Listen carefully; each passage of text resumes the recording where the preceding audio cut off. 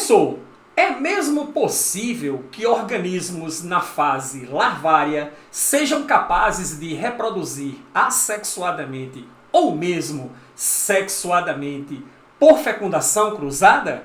Eu sou o professor Billy Paul, do canal de Ciências Biológicas e Autodesenvolvimento. E após a vinheta, iremos estudar dois tipos especiais de reprodução, a pedogênese e a neotenia.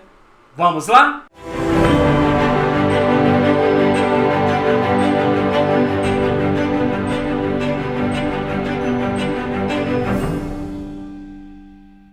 Olá você, Billy aluno! Como você está? Tudo bem? Vamos para mais uma aula, hoje explorando dois processos reprodutivos, a pedogênese e a neotenia. Pedogênese e neotenia, o que precisamos saber? Primeira coisa, são fenômenos especiais de reprodução. A pedogênese tem caráter assexuado e a neotenia tem caráter sexuado, ok?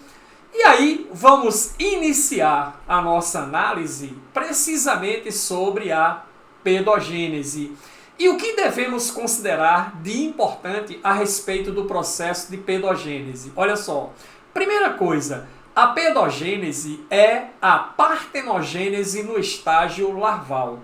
Ou seja, você tem um indivíduo na fase juvenil, você tem um indivíduo na fase larvária que se reproduz partenogeneticamente.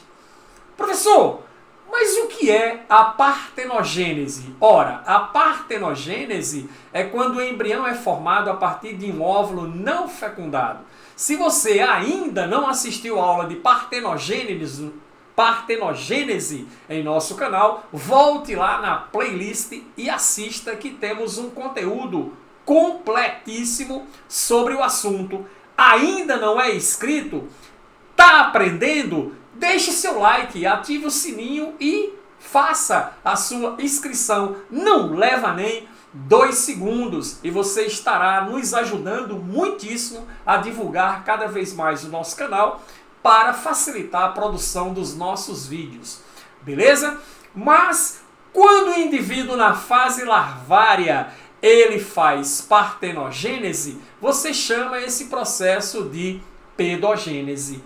A larva não evoluiu para o indivíduo adulto, mas amadurece reprodutivamente. Detalhe, o processo é assexuado, já que novos indivíduos se formam a partir de uma célula gamética, mais especificamente um único óvulo. Consequentemente, se o indivíduo evolui a partir de um óvulo, onde não houve fecundação, eu não tenho recombinação gênica. Esse indivíduo, consequentemente, não será formado, sendo portador de variabilidade genética.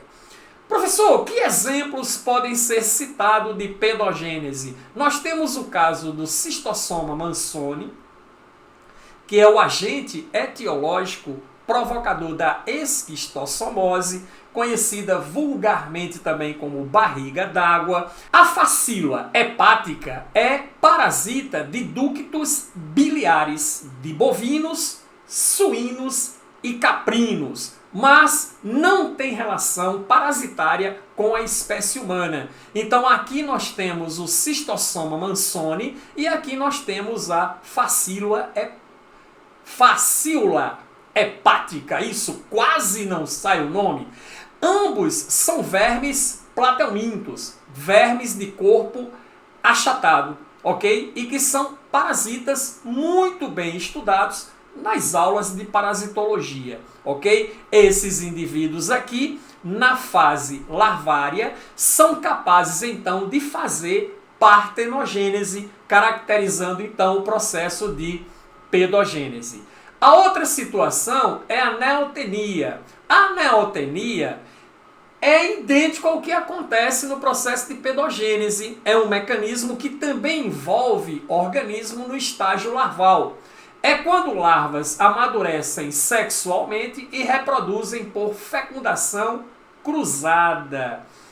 É mesmo, professor? É sim.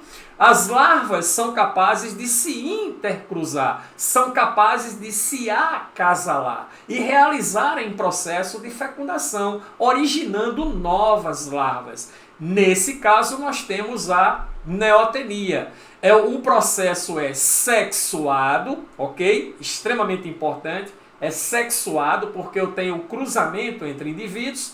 Esses novos indivíduos se formam a partir de uma fecundação, que é a junção do espermatozoide com um óvulo. Sendo assim, ao contrário da pedogênese, formam-se indivíduos com variabilidade genética. Beleza? Exemplo de quem faz isso é esse bichinho bonitinho aqui, chamado de axolote. A axolote é a forma larvária da salamandra. Ok? Certinho ou não? Isso que você está vendo aqui, isso aqui nada mais é do que o sistema branquial desse animal. Professor, que tipo de animal é esse? É um animal, né? A salamandra é um adulto vertebrado e é um anfíbio. Tem fase de vida em água, fase de vida em terra. Quando essa larva metamorfoseia, ela vira salamandra. Aqui nós temos o anfíbio adulto.